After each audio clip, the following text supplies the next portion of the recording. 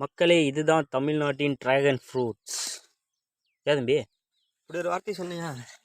இங்கே பாருங்க மக்களே, இதுதான் கள்ளிப்பழம்.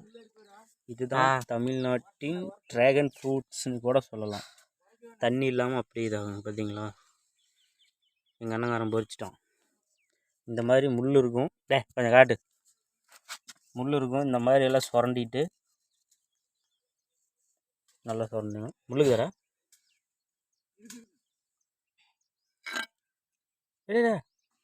அப்படி இருந்து எப்படி சொறிவே? சொரியதில்லை, அப்படி எடுத்து வாயில் போட்டு வேண்டியதுதான். இப்படி எடுத்து தொளிச்சு இந்த தொல்லியை, ஏன்னா அதில் முள் நிறைய இருக்கும், அதெல்லாம் வயிற்றுல போச்சுன்னா வயிற்றுக்குள்ளே போகாது, நாக்குலேயே வச்சுருங்க. நாக்கிலே குத்திடும். ஒரு வாட்டி 3ஆவது படிக்கும்போது எங்கள் அம்மா நாக்கில் ஊசி இருக்குதுல்லப்பா, எல்லாம் அப்படி தின்னுவிட்டேன்.